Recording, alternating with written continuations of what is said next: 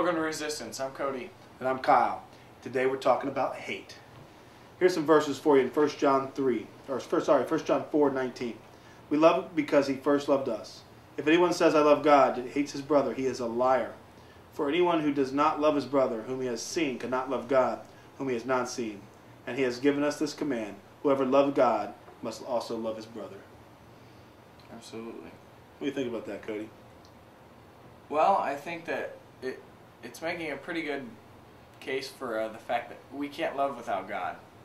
And the fact that love comes from God because God is love.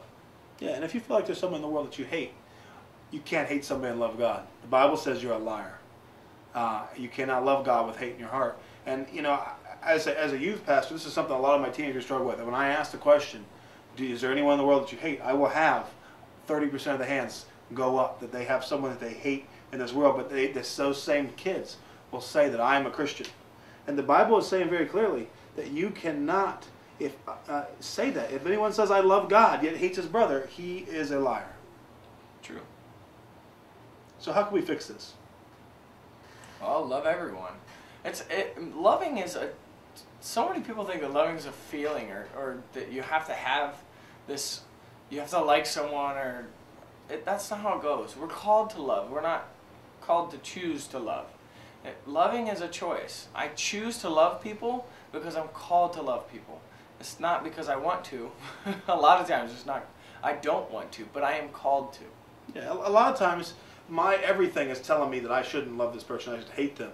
But ultimately my God and my Savior is telling me I should love these people. And loving and liking are two different things. You can not like someone and still love them. There's a lot of Christians I don't like. But I still love them, and I love them, and I hope the best for life. And I hope that they're going to have an eternity in heaven with Christ, and we'll be reconciled on maybe some of our differences later. Absolutely. And I think the thing that Kyle's talking about is that, yeah, we have differences with people. We have things that go on in our lives. Like, we did an episode on Matthew 18, and it's called conflict. And basically, it's talking about having conflict with your brothers and conflict among Christians and people who are your friends.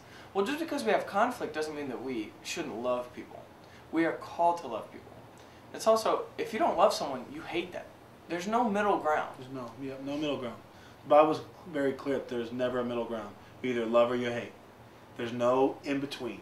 So listen, our challenge is this. If you've got some people in this world that you think that you might hate, you need to start praying for that person and praying that God works in your own heart to allow you to feel that that relationship can go from hate to love. Maybe you still dislike them, but you ultimately love them. And if you don't know what love means, read 1 Corinthians 13.